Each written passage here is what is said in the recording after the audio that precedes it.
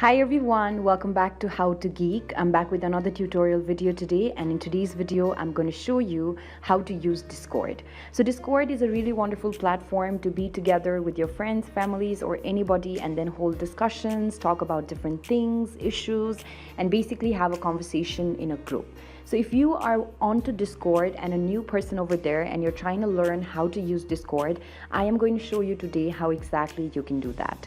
For this, first of all, make sure that you've gone to your App Store or Google Play Store and then downloaded the Discord app on your device. If you've downloaded the app, open the app and make sure that you already created the account and logged into your account.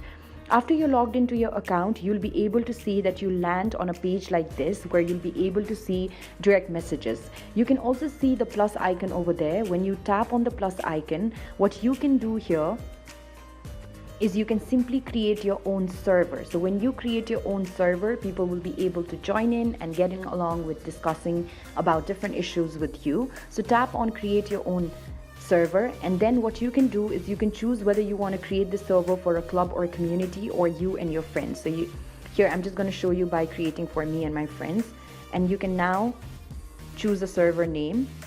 So I'm just going to choose a certain name, and then what you can do is you can also upload a picture. So any picture that you want can be uploaded to your server. So I'm just going to show you by uploading one particular picture just for this trial, and then you can tap on create server. As you tap on create server, what you can do is you can start a thread from any existing messages or do whatever, and then just tap on got it, and then when you close it and go back, you'll be able to see that your own server has been created. So this is basically how you can create your server. When you go to the second option on the lower hand side from the left side, you'll be able to see that you can see all of your friends over here. So you can either add your friends by allowing contacts to add you and then tapping on get started, or you can pick up a certain username of your particular friend and then send them a friend request. So you can do this either ways. On the search bar, you'll be able to see not just the searching for your friends, but also different server that exist already or different clubs that exist already. Then on this side, you'll be able to see that there are different stages currently happening. You can join any of these public stages. These are the communities or open clubs. So you can just tap in. All right, Wilbur 2.0, the dream thing. And then join in, and you can exit quietly, or you can simply